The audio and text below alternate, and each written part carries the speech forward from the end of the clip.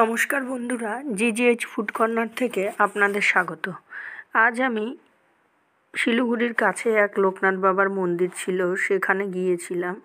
সেই নিয়ে একটা ছোট্ট ব্লগ করেছিলাম। আমি আমাদের সামনের বাড়ির এক মাসি, তার মেয়ে আমাকে দিদি বলে ডাকে, প্রিয়াঙ্কা, এবং আমার মেয়ে সহকারে আমরা গেছিলাম। দেখুন, মন্দিরে আমরা উঠে যাচ্ছি। তো বেশ ভালোই ভেতরটা, পুরো মার্বেল দিয়ে করা, বিরাট মন্দিরের এরিয়াটা। আপনাদের আগে আমি পুরোটাই দেখাচ্ছি, দেখে নিন। তো আমরা আসার সময় ক্যান্ডেল এবং ধূপকাঠি ভুলে গেছি দেখে ওখান থেকেই নিয়ে ক্যান্ডেল এবং ধূপকাঠি দিলাম।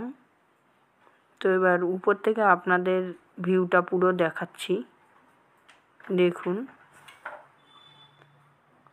এবার নিচে নেমে যাচ্ছি। নর্থ বেঙ্গলের শিব মন্দির নামক জায়গায় আমাদের বাড়ি।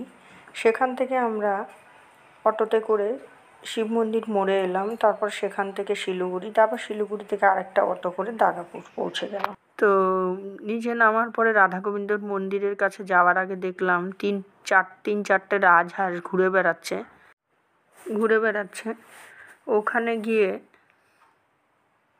ওখানে আমরা দেখতে গেলাম এবং কিছু ছবিও তুললাম, আর সঙ্গে একটু ব্লগও করেছি। তো বেশ ভালো লাগছিল। তো সব সময় ঘরে একঘেয়ে জীবন, একটু আউটিংও হয়ে গেল। তো আবার একবার উঠেছিলাম মন্দিরে একটু কাজের জন্য, তো নামছিলাম। ওঠার ব্লগটা স্কিপ হয়ে গেছে, সেই জন্য এই নামারটার সঙ্গেই আপনাদের সাথে শেয়ার করছি।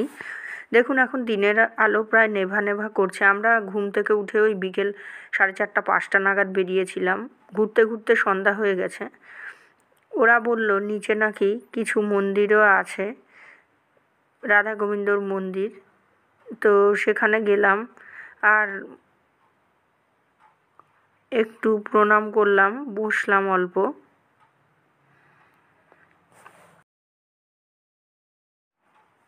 তো এবার এখানে একটু ক্যান্ডেলও জ্বালাবো। তো ক্যান্ডেল জ্বালানোর সময় ব্লগটা হয়নি সম্পূর্ণ। তো এই অবস্থায় যতটা হয়েছে দেখে নিন। তো এবার আবার বাইরের দিকের একটু ভিডিও করে নিলাম এই সুযোগে। তো ওখানে ভোগও খাওয়ানো হচ্ছিলো, আমরা ভোগও খেলাম।